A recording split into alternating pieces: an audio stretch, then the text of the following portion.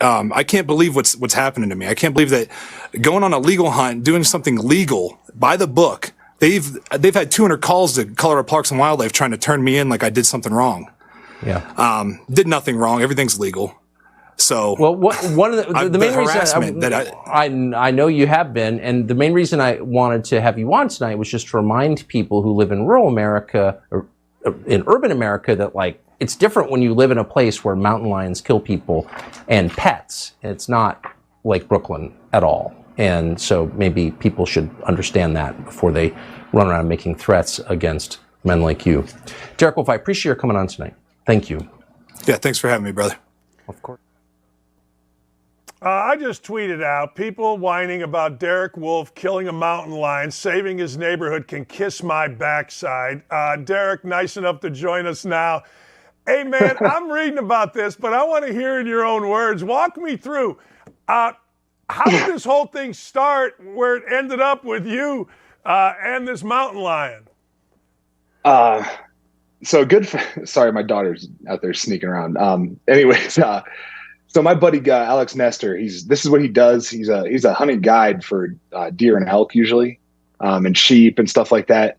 But for fun, like his hobby is to take his hounds out and help with the conservation efforts with these mountain lions. And the goal behind that is to harvest big mature tom mountain lion. And that is because these big mature toms will kill indiscriminately. They'll kill kittens. When I'm talking about kittens, I'm talking about mountain lion kittens. So they will kill the kittens to get the females to go back in the heat, which then hurts the population of mountain lion. So you want to conserve it and have a rising population, which is what's going on here in Colorado, at least. And I think in North America as a whole, mountain lions are the only big cat in the world that are on the rise in population. And that is because of the conservation model that the North American model has created. We have the gold standard here. So anyways, this is what he does for fun. He loves to hunt deer and elk, and he feels like this is him doing his part to help conserve that herd.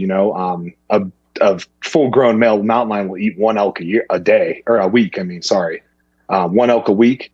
So if you think we have 4,500 to 6,000 full-grown male toms running around Colorado, and if one of them is if they're eating an elk a week or a deer a week, think about what that's doing to the deer and elk population, let alone what it does to, they wreak havoc on neighborhoods. There's a story up in the Boulder area, not a story, this is true, where a mountain lion was relocated.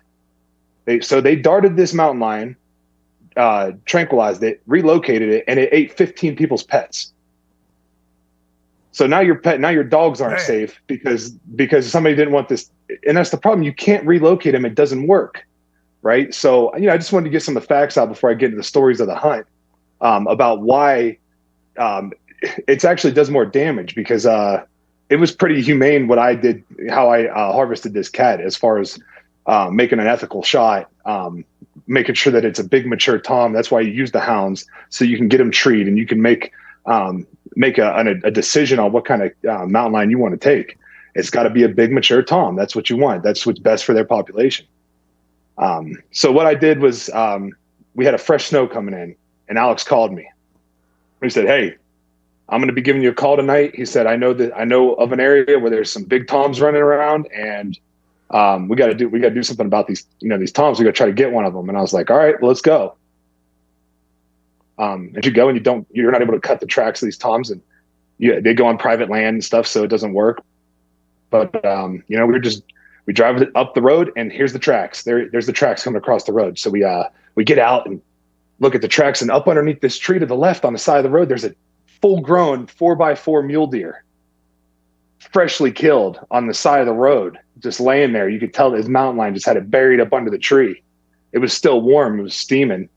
And then we followed those tracks, and it went up into this this guy's front yard and up under his porch. And we were like, whoa, that's not good. And you look under there, and it's like a bed. You can see that it's like been sleeping under there. So it's been living under this guy's porch. And then you see the tracks come out of there and go up onto his front porch. And then you can't, obviously there's no snow up there because it's covered, but you could see that he had walked up onto the porch, and must have been up there looking into the windows to see what kind of cats and dogs he had in the house. So we obviously it's private land, so we knocked on the door, couldn't get no answer. We were like, well, what do we do now? So we used different apps on the phone to give property lines and stuff. There's an app called Go Hunt that does it for you. Another app called Onyx that does it for you.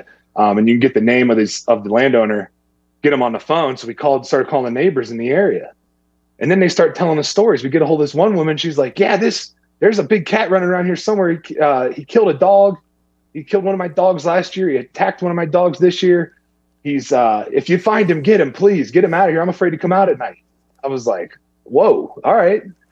So we figured out where her property was. She said, you can walk up there. So we walked up there to see if we could kind of bypass this other guy's property. Because like I said, we want to do it all legal. We don't want to go on somebody's property without them wanting us there. So we tried to go up around. We saw that cat, that same lion had tracks going across her yard up onto her porch. So that means that mountain lion is looking around for pets, looking for easy kills.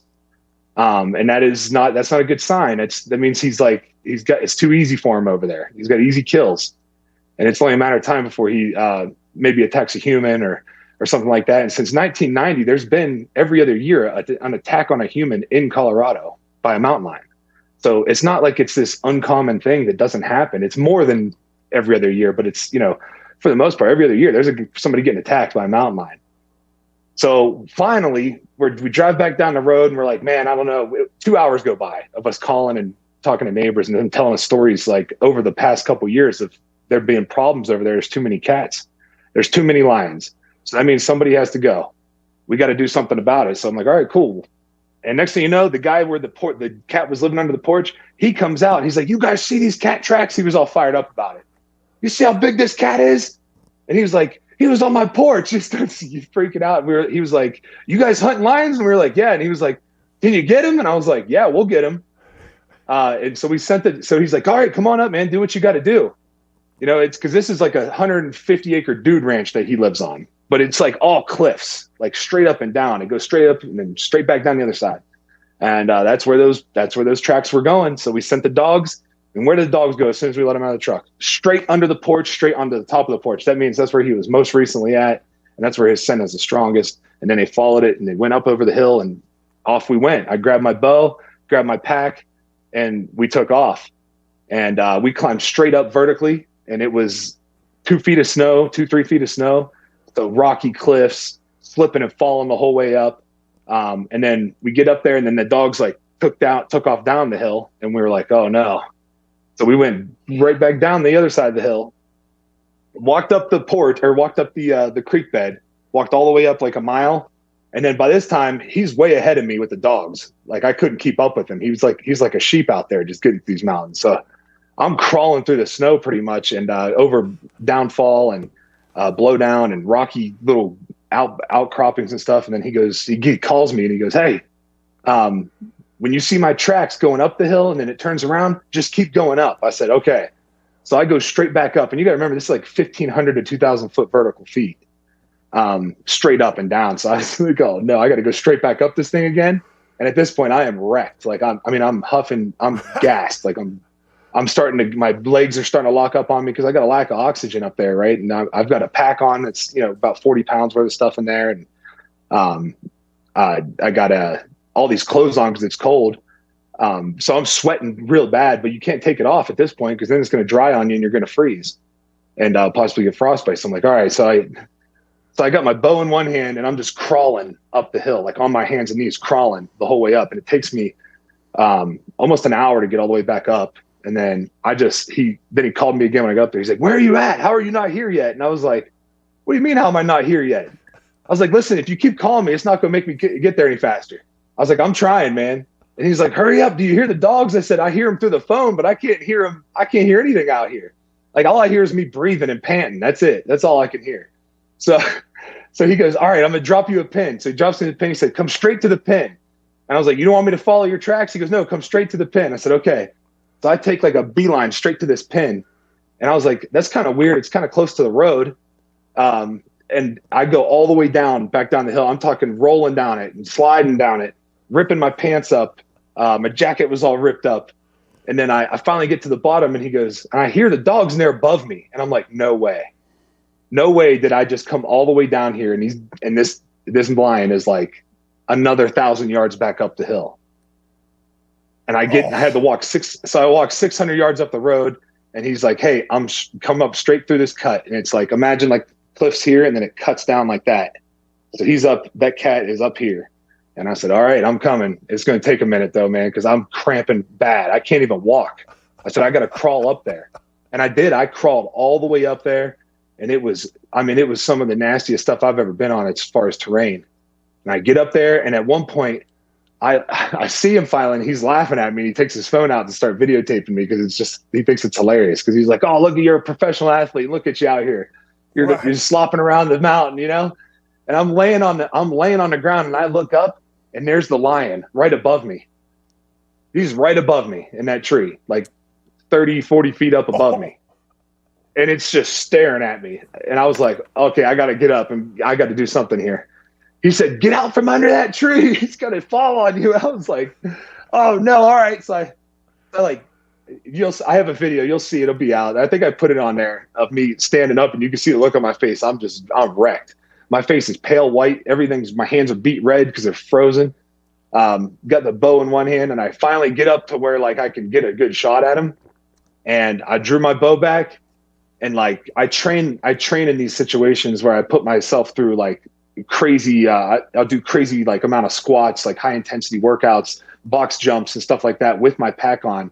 And then at the last, right when my heart rate's at like 165, 170, I'll take shots with my bow. I'll do that in my basement and try to like get perfect shots, at a high heart rate. So I had trained for this situation. So I was able to like slow my breathing, take a good ethical shot. And that lion was pretty much dead where he landed after I shot him. He didn't run away. There was no track job. He was down. And then I just laid down. I just fell straight to my back on my back like this. And he was like, great shot. You made a great shot. He takes off running down the hill and goes down there. And he's like, he's a giant. He just starts talking about how big this lion is. He's like, he's huge. You won't believe how big he is. He's like, he's one of the biggest cats I've ever seen. And he's been doing this for a decade, So I finally I drank some water, chugged some water, and tried to get some sugar in me. And then I crawled backwards down to where he was, which was only 20 yards down there. But 20 yards through this stuff it's not easy. You're just slipping and sliding the whole way. So you're just sliding down a mountain. Hey, thanks for watching Don't At Me with me, Dan Dakich. Make sure to like, subscribe, or click the notification bell for more of my beautiful face. Check out my full show to my right, or watch this other video. See ya.